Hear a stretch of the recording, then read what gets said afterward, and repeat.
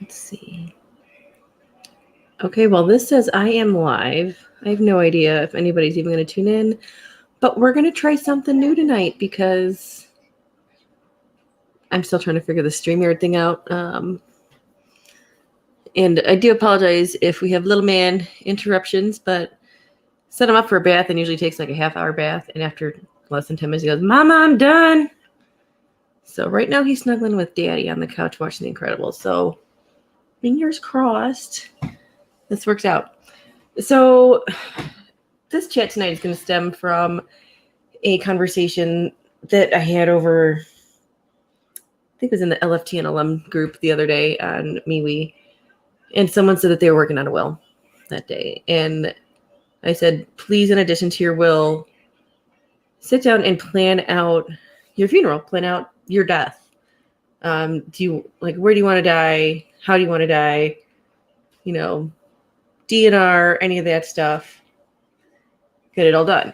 Because, pretty much everybody, well, I wouldn't say pretty much everybody, a good number of people have their estate planning documents set up, wills, trusts, setting up all that jazz. But what they don't think to do is plan ahead for the people they leave behind. And by that, I mean the ones who are going to have to plan your funeral if you have not already done so. I have done a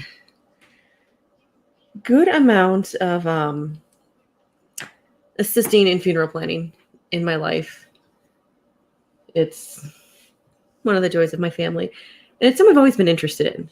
So over the last few years, as my parents are getting older, and we're getting back into the round of multiple deaths a year as the elder generations are leaving this world, I sat down and I said, you know what? I think it's time that as a family, we sit together or take some time yourselves to decide who's the executor of your will, which we know who that is, who has your medical and financial power of attorney. And that's one of the things where I've always been a keen supporter of making sure that if I am the financial power of attorney for someone, I do not have their medical power of attorney, and vice versa. So for our family, I am the backup medical power of attorney for both of my parents. One of my brothers is the backup financial power of attorney for both of them. If something happens to the other, then we both step up, and I become the primary medical. He becomes the primary financial. Just that way, too, you're also not going to have, if you have multiple siblings or family members, maybe squabbling over, well, he's taking advantage of all this, she's taking advantage of all that. Don't deal with any of that crap, because when someone gets really sick and is about to die, while they're dying right after the day, the worst in people tends to come out. And yeah, it's not that fun to deal with. So what we've done is I actually created a family death plan template that I have shared with my family. And right now it's both of my parents, Squatch, myself, and Little Man. I've shared it with my brothers. They've chosen not to do it. I did send it to my cousin and her daughter, and they are actually going to be filling it out this summer. And we right now have it on a Google Doc, so that way anybody can access it at any point in time to see what the plans are. And if I can figure out how to share my screen, let's see if this is working. Share screen. I will pull up my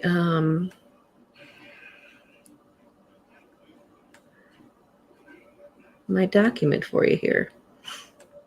Let's see if this works. Okay, so I'm assuming you can see this.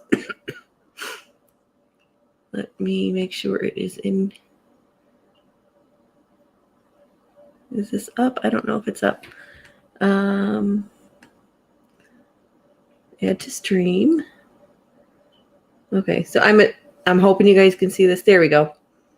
Let's do it like this. Okay. So this is the death plan template that I created for my family. At the top, It has our family last name. And then over here, I just have the references for Wisconsin and Illinois because majority of my family's in Illinois, and then we're up in Wisconsin. So this will have this will have the basic information on the advanced directives, which would be powers of attorney and all of your living wills and everything. After that, it comes down to discussing end of life planning, and these are all resources here. The resources that I have looked up that I am comfortable with, and they will help anybody. I think they can help anybody else who's starting to look into this procedure. In our family, we are big proponents of donating your body to science and then cremation. We've actually gotten really lucky because we've donated several bodies to science, and you just donate it. They cremate the body and send it back to you. You don't have to pay for the cremation. It's amazing. So if you are looking for a very cheap way to get to that point, donating bodies to science is a great way to save a lot of money when you are planning for death, funerals, memorials, all that stuff. And some people I know, they're like, well, I want the wake. I want to have the funeral. I need the casket. In this case, you never know when you're going to get those ashes back. So my suggestion is just have a nice memorial. Again, we're big proponents of cremation, and especially for the last couple of years with COVID and people not being able to travel, we have had I had an uncle pass away at Christmas time. 6 months later, we had his memorial. They brought his cremains from California and buried him in Illinois. So just because somebody dies doesn't mean you have to have the funeral memorial immediately. We are actually at the end of this month heading back down to Illinois. I had an aunt pass away in the very beginning of the year in early January, and a cousin pass away at the end of March. And we have decided to do a joint memorial for the two of them. I found out my aunt was actually buried today on the farm. So good job, cousins. That was a little bit of a surprise to hear. But yeah, so donating to science, great, easy way to take care of the cremation.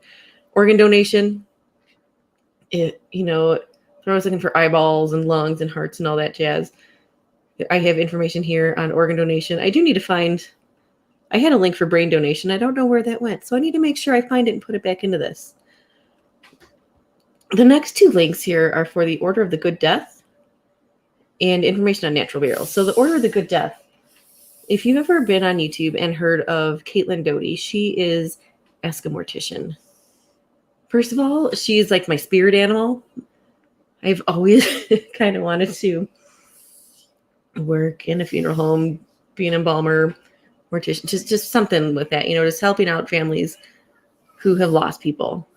So finding her has been really intriguing over the last, I think about 2.5 years now. I've been watching her videos.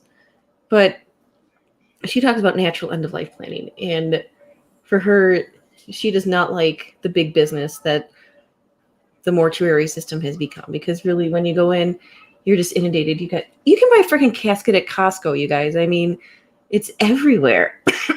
People still like to talk about it. It's a whole other issue that we're not chatting about today. But down here, I have information on natural burial. So natural burial is awesome because there's no embalming, there's no fluids or anything put into you. You're pretty much wrapped in a shroud and tossed in the ground. That's what I want to do.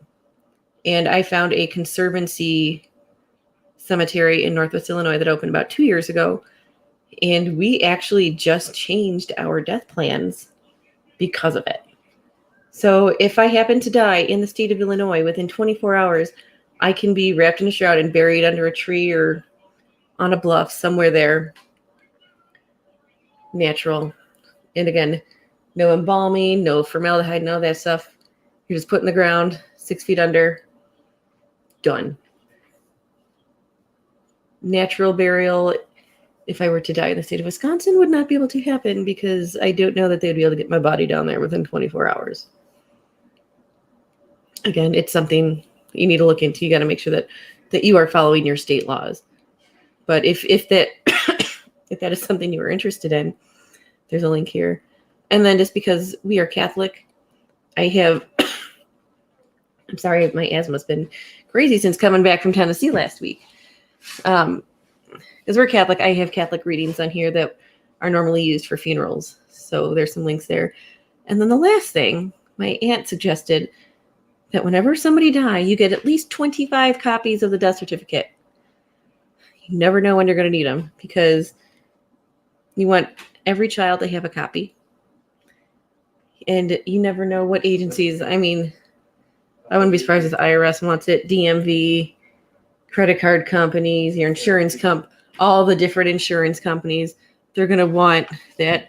If you got a mortgage, you're going to have to prove that grandma died, so you're not just trying to get rid of the house out from underneath her. But that's something that nobody really thinks about, is getting those death certificate copies. Now, you're moving really slow on here. Next tab I have is going to be contacts. If it loads. And really, so these are the people that you're going to want to contact once someone has gone into hospice or once they've died. And for the family and friends, the way that I look at it, I like to make sure that I have one person from each separate branch of the family. So I have one aunt that I could call, who could call everybody else. Or I could reach out to each of my aunts and uncles, and they can take care of going down their portions of the family tree to make sure that they know that so-and-so has passed away. Here are the details, or details will be forthcoming. Any agencies that you're going to need to talk to. So your state attorney, if you've got one, which hopefully you have one, because getting those estate planning documents in order, huge. Another person that you're not going to necessarily think about in this part is if you have minor children and you have decided, you and your spouse have decided that your minor children will be going to Susie Patuzzi, that Susie Patuzzi will be raising them and taking care of them in the way that you and your husband would prefer. Make sure that their contact information is in here. And make sure that the rest of your family knows that just because I died doesn't mean that Nanny and Papa are going to get little man and baby bug, because they're not. That's a decision. We're still trying to figure exactly who it's going to be, because we had someone in mind, but now with number 2 on the way and living where we're at, we're trying to make a much more better educated decision about who will be the ones responsible for raising our children should the worst happen. I'm going to knock on wood. But again, you're going to want, in addition to that, you want to have the Social Security Administration, Secretary of State, and any and all banks and credit unions, credit card companies, your insurance companies, if you've got investments, your mortgage company. You got to make sure that all of that is in there. I mean, don't forget, if you have a separate water bill that you don't pay the city, get that contact information in there. Electricity, cable, internet, phones. I'm on a prepaid plan, so it doesn't really matter, but I know a lot of you guys are still stuck in your big old bundle plans. Get that in there. And if you're in the military, I am so sorry for that, or retired military, make sure that you have the VA, and I can't remember what the OPM stands for, but I have an aunt who worked for DOD for many years, and she said, make sure that you include this information for anybody who was in the military. If you are in the fire or police departments, again, contact information for them. So for Chicago, for my cousin, we would make sure that we have the Emerald Society information included on there and who to contact for her. So we could have that set up and have a bagpipe at her funeral from the Emerald Society. Probably one of her good friends who would come out and do it too. So that's kind of cool. And this, again, here, this is anybody else. So I'm trying to think if there's anybody or anything I can think of that you would have to include on there that I don't already have listed. But if I do, whatever. So the next page, then I have a separate tab for each person out of the family. So for this example, I have father, mother, adult child, an in-law, and a minor child. And really what you're going to do at the top, you're going to have the name of the person. And I don't just mean like Lettie Lou. I want you to put my full name on there and my full date of birth. Then we have, is there an advance directive or living will? Yes or no? Who has that medical power of attorney? Put that on there. I probably should add the financial power of attorney too, because I know, at least in our family, we tend to have like a funeral account of money set aside for when people die. So like when my parents die, I know that they're going to have X amount of money set aside for if we need to pay for emergency flights to get any of us back home, because I have a brother who lives on the East Coast and we live up in northern Wisconsin. If we need to get that last minute plane ticket, we could be reimbursed by the estate, or the estate could pay for it. And knowing where that money is, who has the access to that, that's why I need to make sure that financial power of attorney so that somebody who is still living can access it. Your funeral agent. So the funeral agent could either be someone at the funeral home who you've been working with to plan your funeral, or it could be someone in the family who you've specifically said, I want you to be the one planning my funeral, or if something should happen, here's the information. It's going to go to you, and then you disseminate it as you see fit to delegate to different people to fill out. Then the executor is going to be the executor of your will. So for my parents, it would be, they would have my cousin, then me, and then my brother, because we are 1, 2, 3 in the executory role. So if something happens to my cousin, I'm the executor. Something happens to me, my brother's the executor. Something happens to him, it goes back to the attorney. Now, burial or cremation. When I say this, I mean, do you want to have do you want to be buried in a casket? Do you want a natural burial? Or do you prefer to be cremated? Easy as pie. Do you want a funeral or a memorial service? And you could also include a wake in here. I'm not a fan of wakes because they don't have to. It is not against the law to have a wake and have the body not be embalmed. But most funeral homes say, oh, you can't do that. You have to be embalmed. I'm not a fan of it. So we usually just do either straight to the funeral or straight to the memorial service. Tend to do memorial services when it's nice out and you can actually get people there. Are there any specific religious or cultural customs? So for our family, being Irish and Catholic, we want to make sure that we are embracing those customs in whatever we choose to do. And then, do you want a church or a home funeral? Do you want to have the full religious rites, or do you want to just, you go to the funeral home and just have the memorial service said there? Or like we're going to do for my aunt, we're going to have a nice little memorial party at her house, at her farm. I'm not quite sure about the details, but it's going to be at her house because it's going to be 6 months after she died.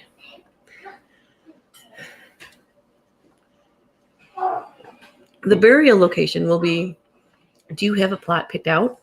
Do you have a cemetery where you want to be buried? We found our Conservancy burial ground, so that's already taken care of. And if you have bought your family, if you're going to be buried in grandma's plot, make sure you put that in there. If you bought a family plot, include all of that information here so that, again, whoever is taking care of this once you're gone, they know just what to do. You can have a nice luncheon after the service. I know I weirded out one of my attorneys one day because I was like, oh, talk to another one. How's the funeral? Was it a good funeral? Good party afterwards? And this guy looked at me like, what? So I think the best part of the funeral is always afterwards when you go out to lunch somewhere and everyone's sitting around drinking, eating, and talking about the dead person. And he's like, yeah, that's weird. We don't go around saying, oh, is that a good Shiva? I think it's more of an Irish thing, but that's how we do it. Squatch has decided he doesn't want a luncheon. He said, you know what? He said, pick one of the 2 local bars by the lake, and you can take everybody there and buy around for everybody at the bar on me. And that'll be it. I said, okay, done and done. And then the last thing, do you want your burial of your body or your remains to be public or private? So private would just be your immediate family. Public would be everyone who's invited,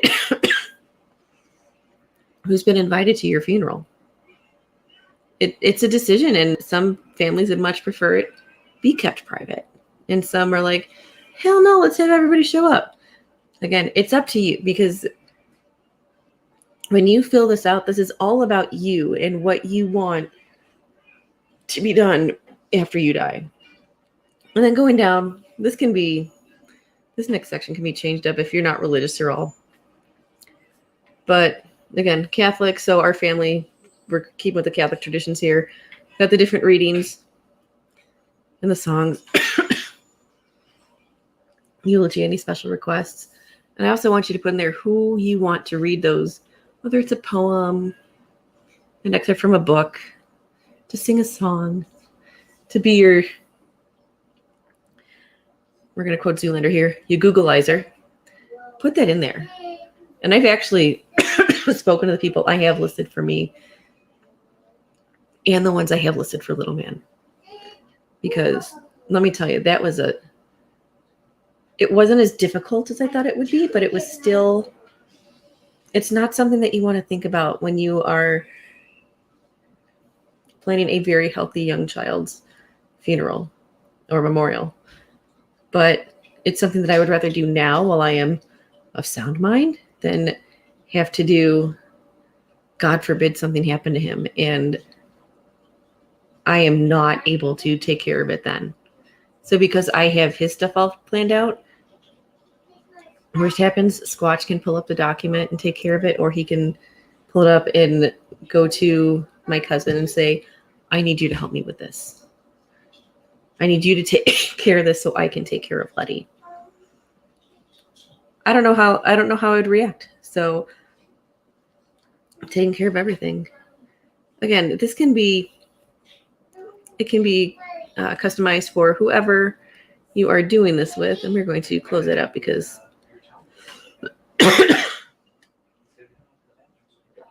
that's done. But it's a very difficult and touchy subject to discuss.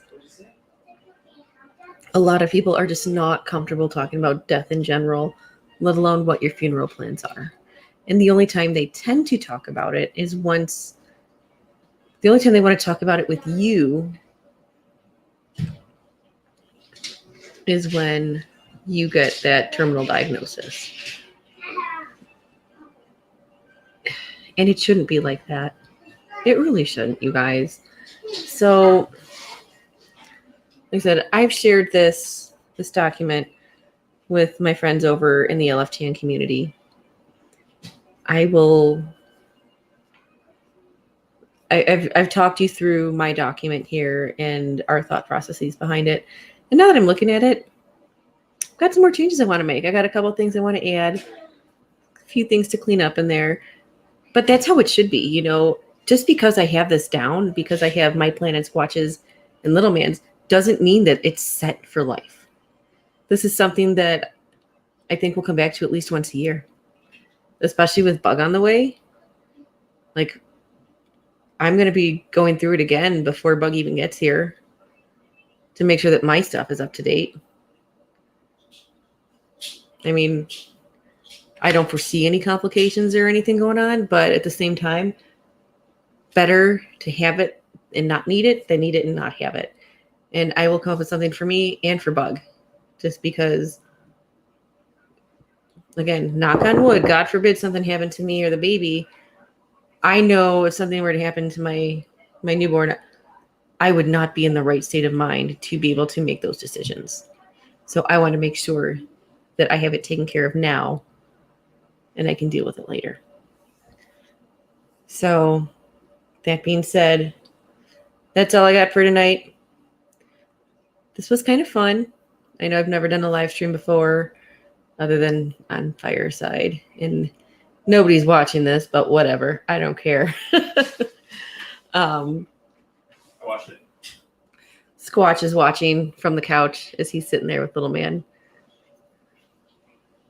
But yeah, I hope that this helps you to think about things and to evaluate where you are at in your own process when it comes to estate planning, death planning, and all of that. Because, you guys, we need to make death positive and we need to normalize it again. And without people like me coming out here and having these chats, sharing my plans, it's not going to happen. So if you like this, leave me some love, leave me a comment. Whether you're on YouTube, I'll be putting it on, downloading the video and putting it up on Odyssey too. is screw you. Sorry, YouTube, but screw you because you deleted a really nice video I took of a hot air balloon. Jerks, I tell you. And until then, stay happy, stay positive, and stay alive, guys.